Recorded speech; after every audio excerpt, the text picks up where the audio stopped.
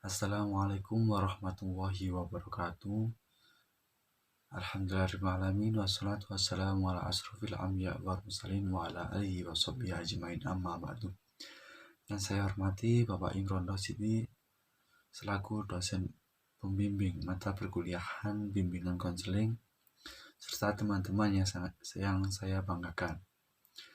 Di sini saya Muhammad Qabul Musin Alfanani beserta dua rekan saya Muhammad Arya Gumelar dan Nur Hidayatus Solihah akan menjelaskan mengenai hasil diskusi kelompok kami tentang konseling individu, konseling kelompok, dan etika serta karakteristik konselor. Baik, materi pertama akan dijelaskan oleh teman saya. The first is concept of individual counseling. Individual counseling is a component of guidance that aims to help individuals to plan, perform, or adjust according to their particular needs. In other words, guidance or counseling refers to the assistance provided to an individual towards better adjustment in the development of attitude and behavior in all areas of life. Nah, jadi konsep dari konseling individual itu konsep dari konseling individu itu adalah komponen bimbingan yang bertujuan untuk membantu individu dalam merencanakan, melakukan, dan menyesuaikan diri dengan kebutuhan khususnya. Nah, semua kegiatan bimbingan bertujuan untuk kesejahteraan manusia, dan hubungan yang erat antara konselor dan konseli itu adalah suatu keharusan. Nah, dengan kata lain, bimbingan ataupun konseling ini mengacu pada bantuan yang diberikan kepada seorang individu menuju penyesuaian yang lebih baik, entah itu dalam perkembangan sikap, entah itu dalam perkembangan perilaku di segala bidang kehidupan. Nah, konsep konseling individu dalam ilmu psikologi telah berkembang sejauh ini sehingga dalam batas-batasnya menjadi mungkin untuk kita memprediksi jenis perilaku tertentu jika kita mengetahui ataupun dapat mengendalikan kondisi pendahuluan tertentu. Nah, konseling apapun namanya memiliki tujuan untuk mengubah pandangan seseorang tentang dirinya sendiri ataupun orang lain. Nah, konseling dianggap sebagai bentuk pengajaran, namun mengajar tidak identik dengan konseling.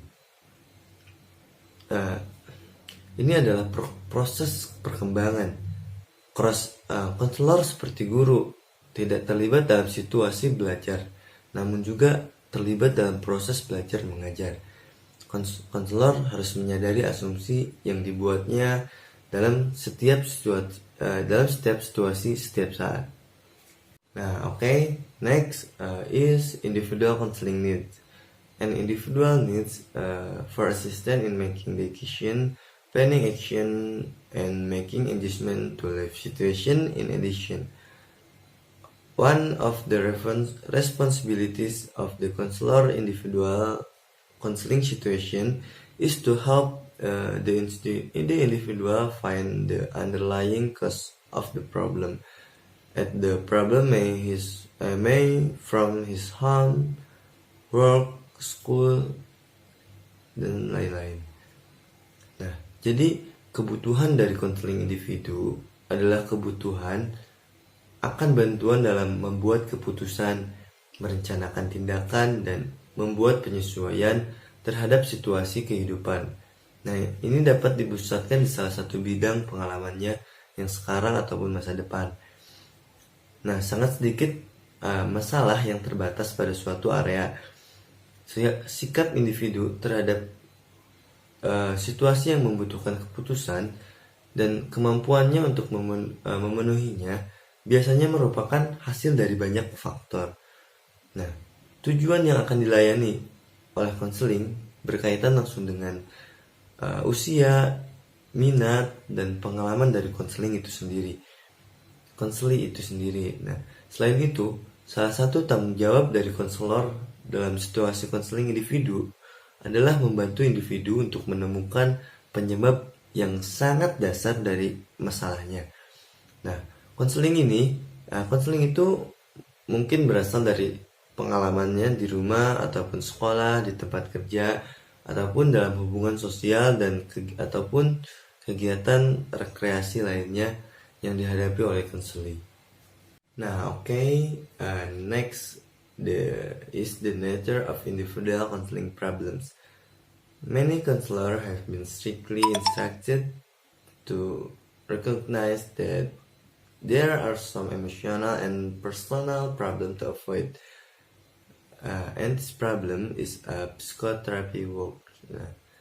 It must also be recognized that the counselor's aversion to psychotherapy is an indication that he or she lacks the skill and knowledge that will provide him with sufficient self-confidence to function in this situation. Nah, di sini ada sifat masalah dari konseling individu. Masih banyak diskusi tentang jenis masalah yang harus diperhatikan oleh konselor, terutama konselor sekolah. Nah, banyak konselor yang telah diinstruksikan dengan tegas untuk menyadari bahwa ada beberapa masalah emosional dan pribadi yang harus dihindari. Nah, bahwa mereka telah diberitahu bahwa ada bahaya menyakiti dari orang tersebut. Meskipun bahaya spesifiknya belum digambarkan, istilah ini membawa implikasi dari keseriusan masalah. Nah, tampaknya oleh karena itu penekanan Arbuckle pada psikoterapi sebagai masalah semantik dibenarkan. Nah, perbedaan besar antara konseling dan psikoterapi tampaknya terletak pada masalah strukturnya. Nah, telah ditunjukkan bahwa dalam psikoterapi pendekatannya bersifat umum dan awalnya tidak jelas.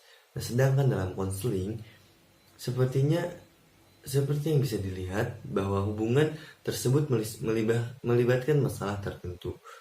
Nah, ini adalah hal yang paling sederhana untuk menunjukkan bahwa sangat sering masalah khusus pilihan kejuruan adalah alasan yang digunakan konseli untuk menghadapi masalah yang umum, ketidaksukaan orang tua, ketidakpercayaan guru, dan ketakutan dari rekan-rekan seseorang.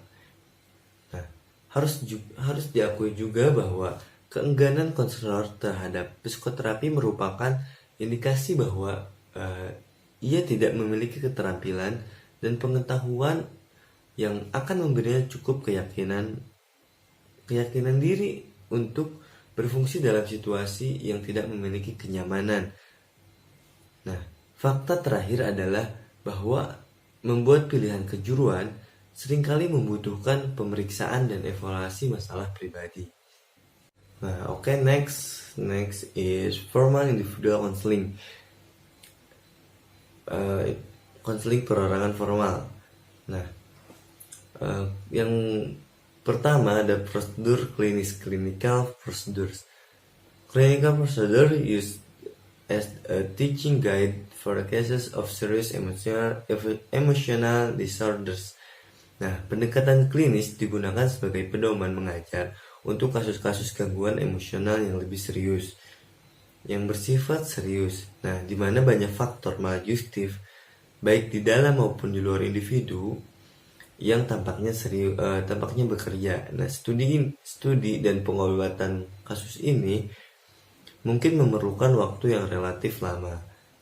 Adapun metode pendekatan dari prosedur klinis, yakni the first is recognizing any apparently serious engagement difficulties. Nah, yang pertama, mengenali adanya kesulitan penyesuaian yang tampaknya serius. Next, the second, collecting extensive data about the client and recording it in the form of a case story. Nah, yang kedua ini mengumpulkan data ekstensif tentang klien dan mencatatnya dalam bentuk satu riwayat khusus. Third is interpreting and evaluating data with respect to be observed symptoms. Nah, yang ketiga ini menafsirkan dan mengevaluasi data yang sehubungan dengan gejala yang diamati. Four is recommend appropriate treatment. Nah, yang keempat ini merekomendasikan pengobatan yang tepat. The five is applied therapy. Nah, yang kelima ini menerapkan terapi. Last is follow up on case for the purpose of determining the type and extent of adjustment made. Nah, yang terakhir menindaklanjuti kasus untuk tujuan menentukan jenis dan tingkat penyesuaian yang dilakukan. Nah, next, formal individual counseling, the second interview procedure. It is important that the interviewer has the desired personality qualities that are emphasized in this book as a condition for dealing with people in any mentoring situation. For the counseling situation to be effective, good reporting among the participants is required. Nah, konseling perorangan formal yang kedua ada prosedur wawancara. Nah, yang dilihat di sini adalah kualitas pribadi dari pewawancara tersebut. Nah, tahap wawancara konseling untuk penyesuaian pribadi adalah sini untuk pewawancara harus memiliki kualitas kepribadian tertentu. Nah, pelatihan menyeluruh dan pengalaman di bawah bimbingan ahli adalah sangat penting, bahwa pewawancara harus memiliki kualitas kepribadian yang diinginkan dan ditekankan dalam buku sebagai syarat untuk berurusan dengan orang-orang dalam situasi bimbingan apapun. Nah, apapun tujuan wawancara, mau itu guru konselor sekolah, majikan, atau staf klinik bimbingan, itu harus memberikan bukti bahwa ia adalah manusia yang pengertian dan dapat menyesuaikan diri dengan baik.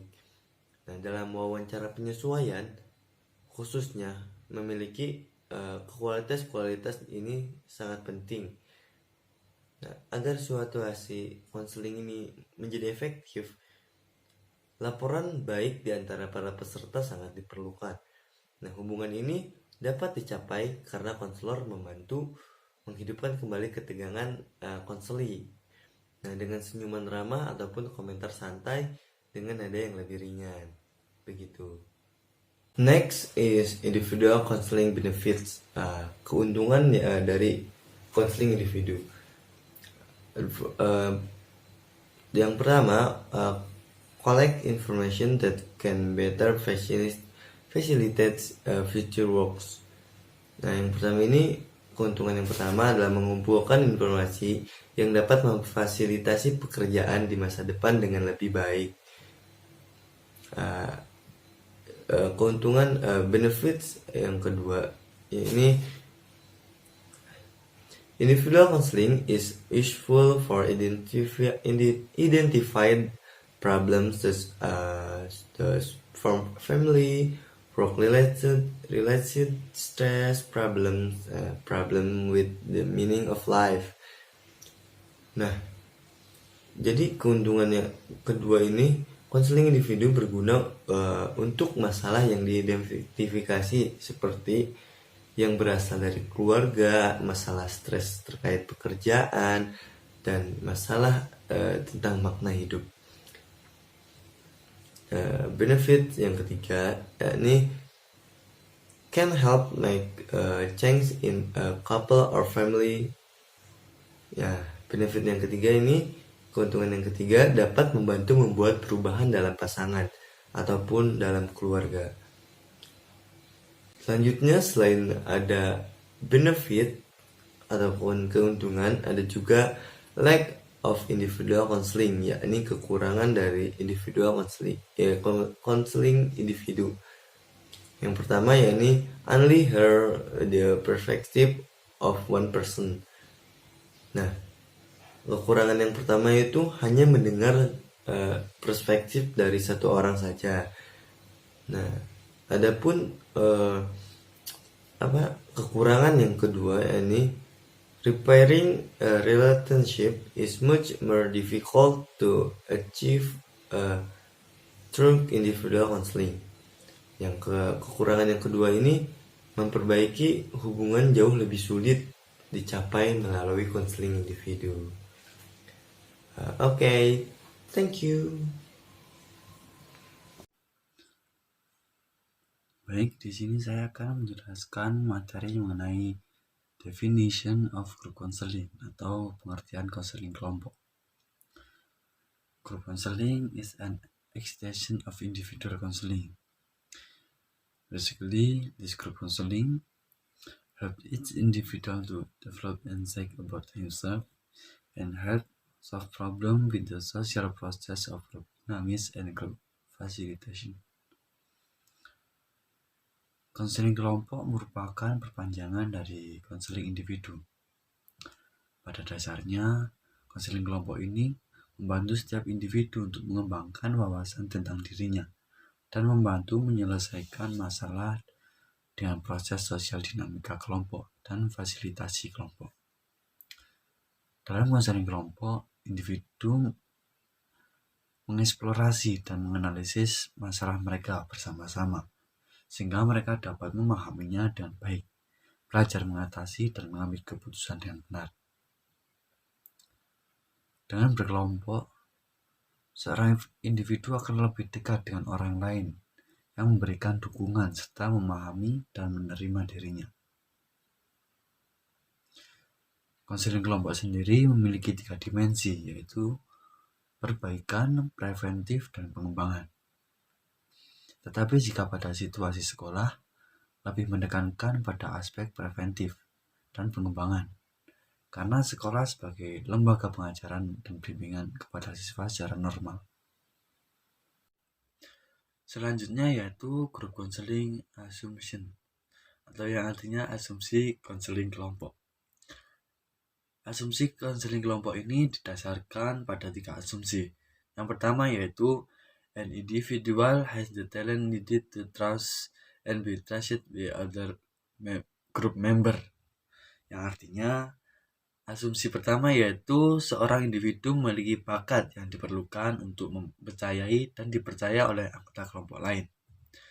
Yang kedua yaitu that each individual must have the potential to be responsible for things in himself.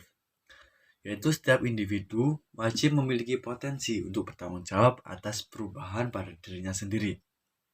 Yang terakhir yaitu group member can understand from the goals and the methodology of a group process. Its purpose is for member not to make them conform. Yaitu anggota kelompok dapat belajar dan memahami dari tujuan dan metodologi proses sebuah kelompok. Nah, sekarang memasuki materi grup situ atau penataan kelompok. Untuk penataan kelompok sendiri ada beberapa cara, yaitu yang pertama selection and education of member atau seleksi dan induksi anggota. Pada cara ini, konselor akan melakukan wawancara individu yang berguna untuk mencari informasi serta memberikan kedekatan antara konselor dan anggota sejak awal. Dan juga membantu konselor untuk memutuskan apakah seorang individu akan terbantu dengan konseling kelompok atau lain sebagainya. Yang kedua yaitu group size atau ukuran kelompok. Pada konseling kelompok, ukuran untuk kelompok sendiri sedikit lebih kecil, tetapi sangat sulit untuk merekomendasikan jumlah tertentu sebagai aturan praktis, seperti 6-10 orang. Jika terlalu kecil, maka akan berpengaruh terhadap wawasan yang kurang luas.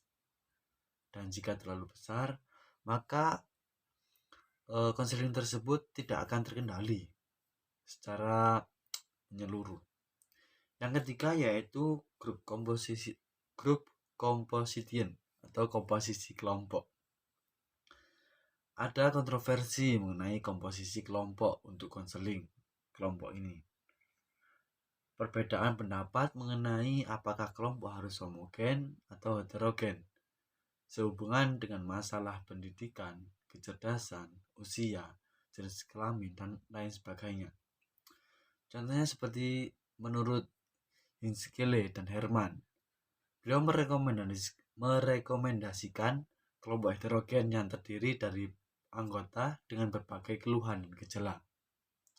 Kemudian menurut Hershenson dan Power, beliau mengemukakan pengelompokan dengan perhatian yang sama satu dengan yang lainnya. Dan menurut Kasda, beliau merekomendasikan pengelompokan sesuai dengan usia yang sama. Yang keempat yaitu frekuensi and duration of meeting atau frekuensi dan durasi pertemuan. Populasi dan tempat akan sangat berpengaruh terhadap frekuensi dan durasi pertemuan. Yang direkomendasikan biasanya yaitu pertemuan seminggu sekali atau seminggu 2 kali, yang sangat ditekankan pada konseling kelompok. Kemudian yaitu physical setting atau pengaturan fisik. Pengaturan fisik sebenarnya kurang penting dibandingkan dengan suasana emosional dan keterampilan konselor. Konselor yang memiliki keterampilan akan berfungsi lebih efektif pada lingkungan fisik yang buruk daripada konselor yang tidak kompeten dalam lingkungan yang ideal. Kemudian yang selanjutnya yaitu membahas mengenai group counseling proses atau proses konseling kelompok.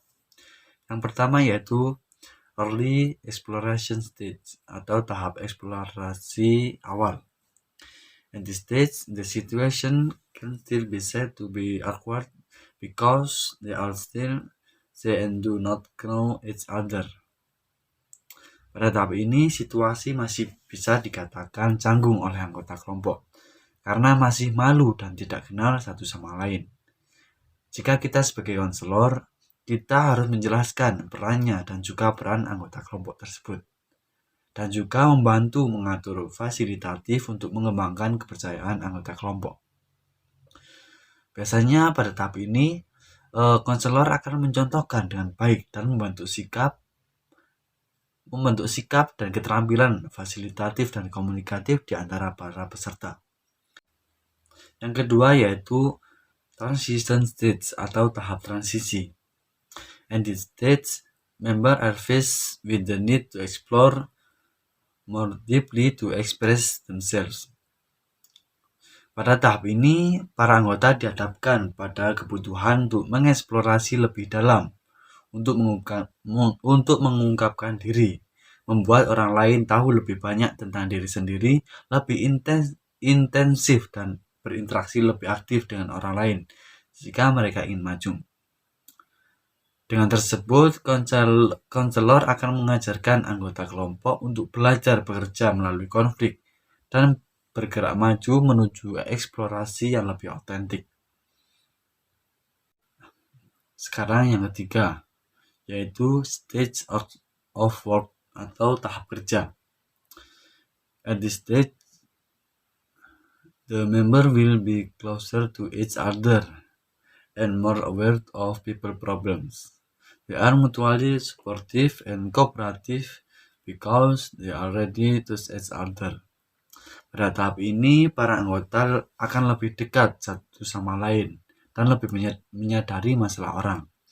Karena kepercayaan mereka telah meningkat dan bersedia mengambil risiko dalam berbagai perasaan dan pikiran, dan saling memberikan umpan balik dan saling mendukung karena sudah saling percaya terhadap satu sama lain.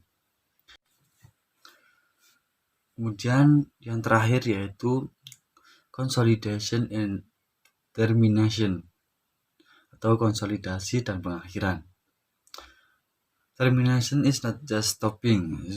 Usually in group counseling for the termination stage will set a termination date in advance. Pengakhiran bukan sekedar penghentian. Bahkan ini merupakan tahap integral dari proses konseling kelompok. Biasanya tahap ini dimulai dengan ditentukannya tanggal pemberhentian. Tetapi sebelum diberhentikan, 2 atau 3 hari sebagai penanganan psikologis atau emosional yang terkait dengan penyapihan masalah yang belum selesai dan menghadapi pengalaman yang baru setelah konseling diakhirkan. Sekarang masuk pembahasan mengenai advantage atau keuntungan konseling kelompok. Yang pertama yaitu save time and money, yaitu menghemat waktu dan uang. Yang kedua yaitu helps individual to socialize their attitudes, habit, and judgment. Membantu individu untuk mensosialisasikan sikap, kebiasaan, dan penilaian mereka. Yang ketiga yaitu provide a stimulus for each individual to work through a real-life situation approach, atau memberikan rangsangan bagi setiap individu untuk bekerja melalui pendekatan situasi kehidupan yang nyata dan terus terang, jujur dan berbagai pikiran dan perasaan. Yang keempat yaitu new, more flexible and more satisfying way of relating to others. Dengan bimbingan kelompok akan memberikan mereka lapangan latihan untuk mempelajari cara-cara yang baru, yang lebih fleksibel, dan lebih memuaskan dalam berhubungan dengan orang lain. Yang kelima yaitu can reach some individual who cannot be individual counseling. Beberapa individual yang tidak dapat dijangkau melalui konseling individu dapat dijangkau dengan konseling kelompok. Yang keenam yaitu isolation of reduce and talking becomes easier. Atau dalam konseling kelompok, perasaan depresi, isolasi yang berkurang dan berbicara menjadi mudah. Dan sekarang mengenai disadvantage atau kelemahan konseling kelompok.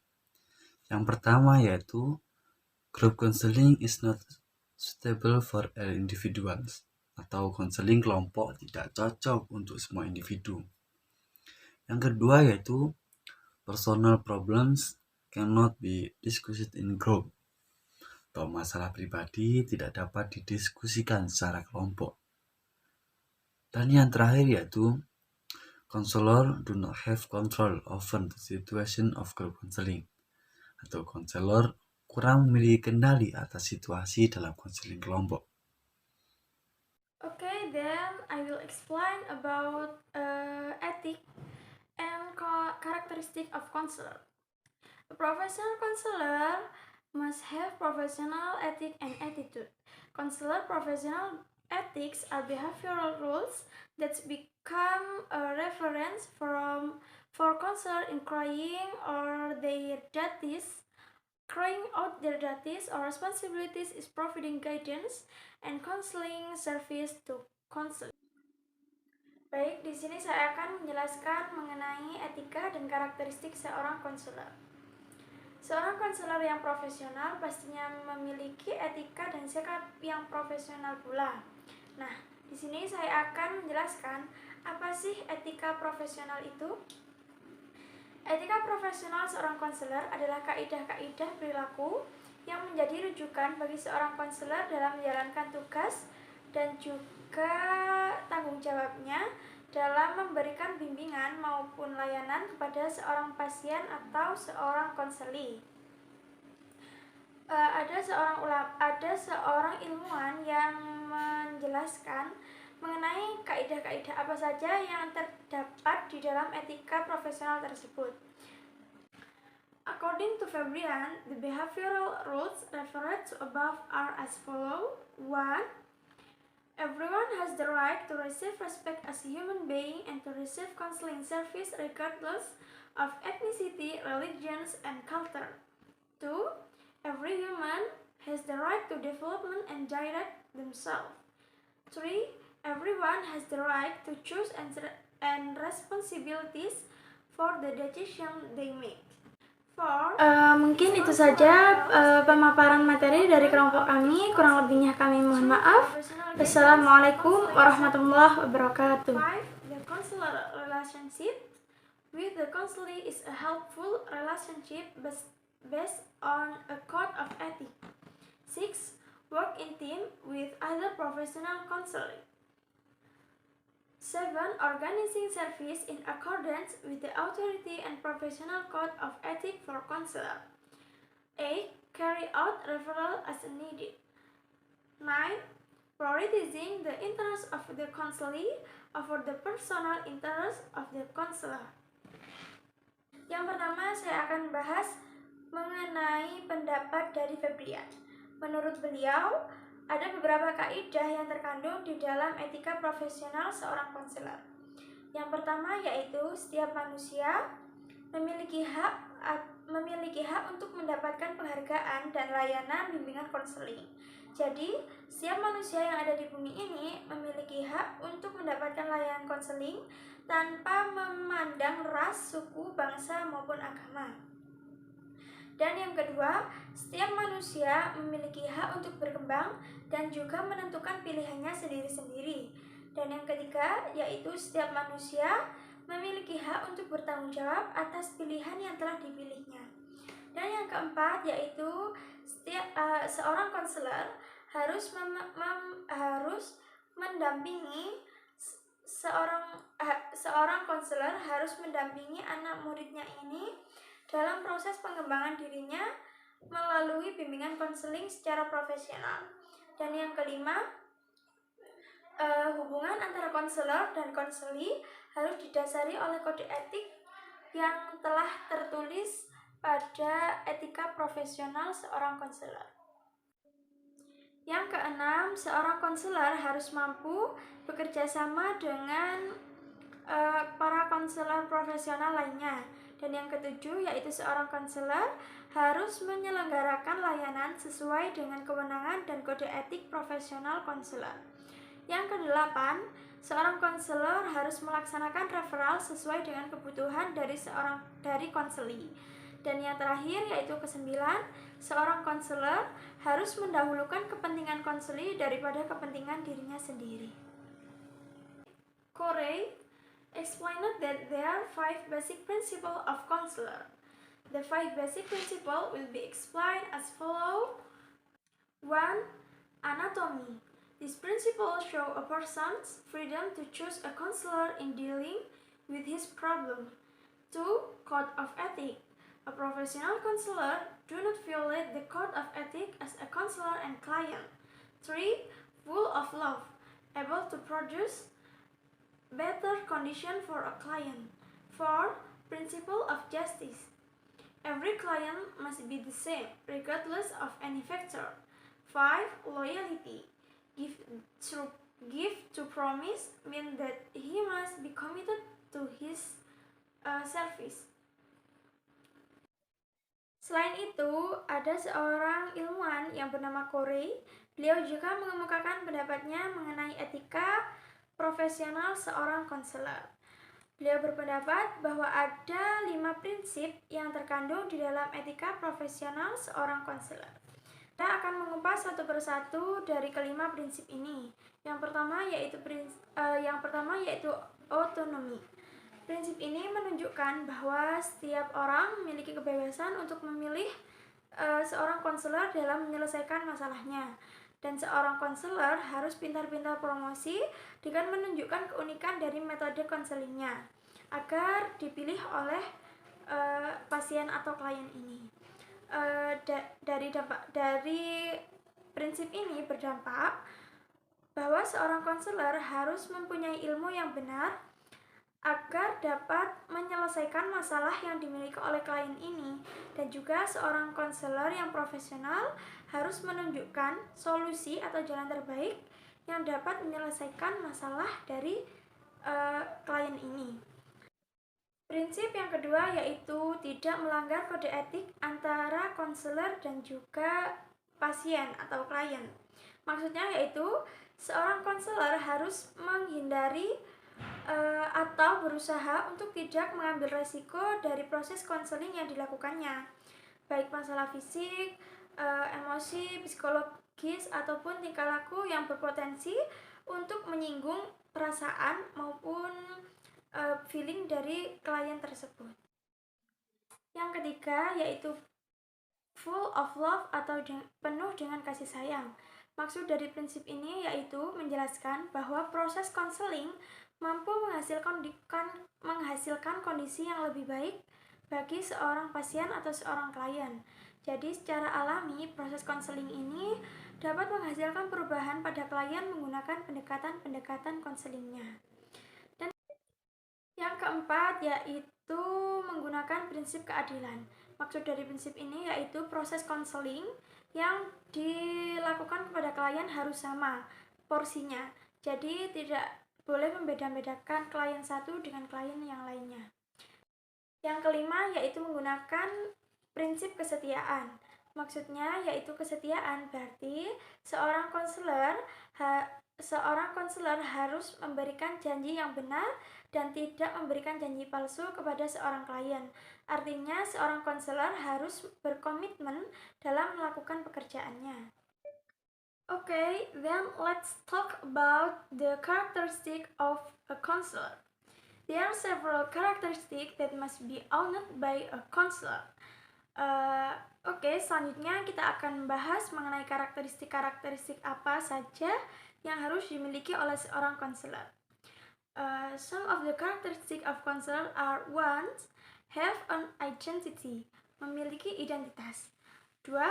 Able to respect self and other, mampu menghargai diri sendiri dan juga orang lain.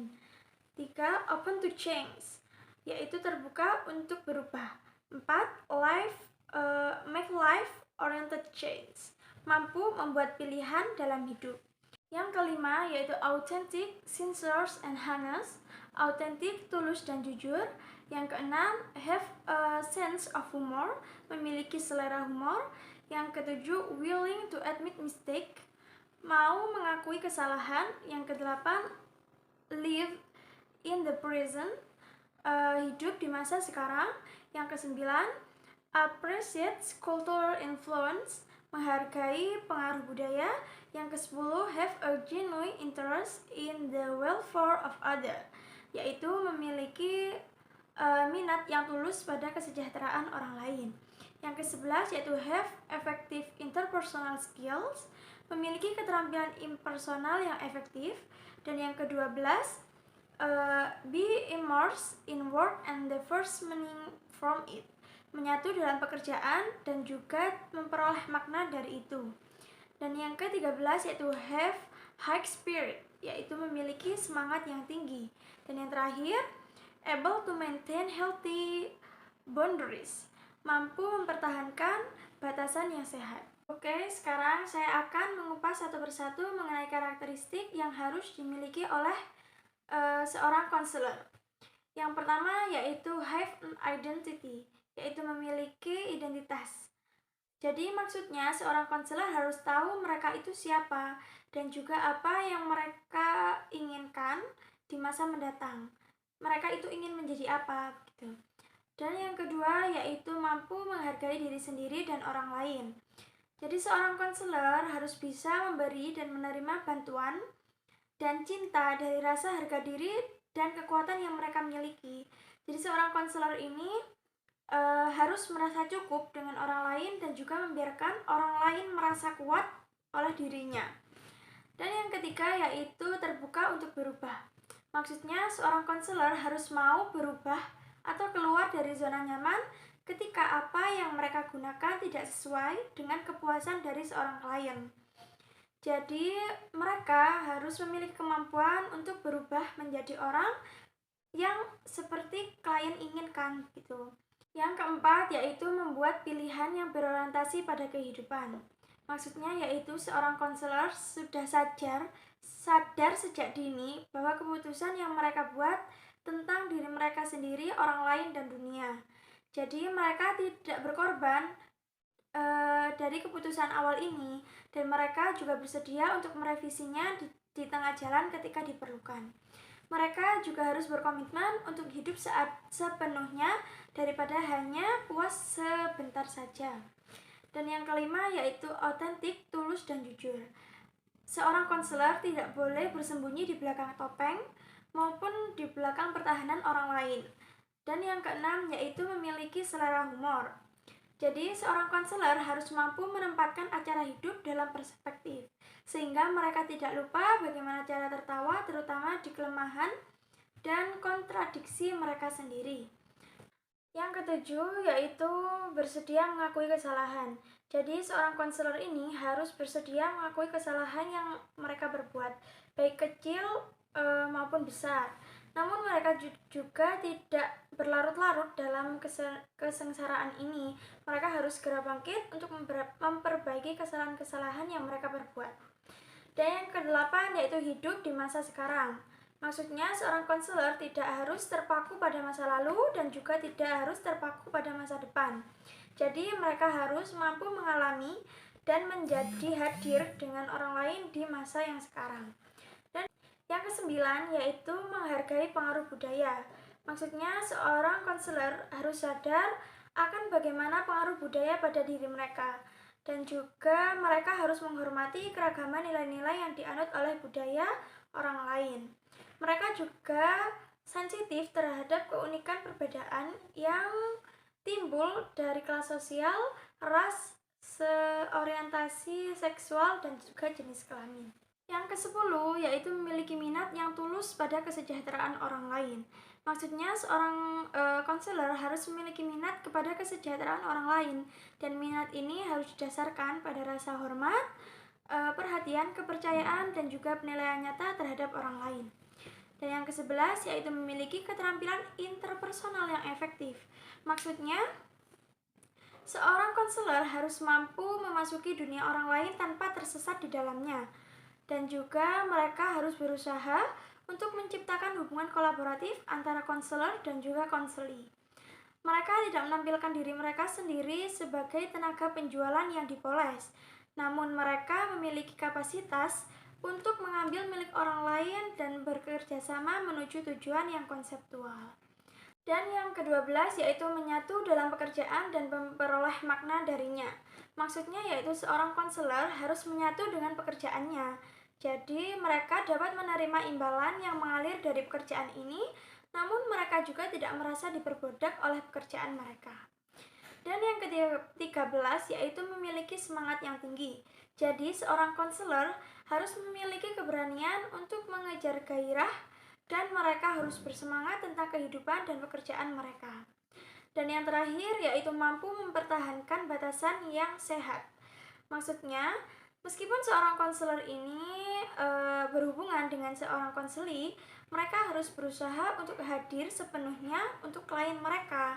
Mereka tidak membawa masalah klien ke dunia pribadi konselor sendiri, dan juga tidak membawa masalah pribadi konselor ke masalah yang dihadapi oleh klien. Jadi mereka tahu cara katakan tidak, dan yang memungkinkan mereka untuk menjaga keseimbangan dalam hidup mereka.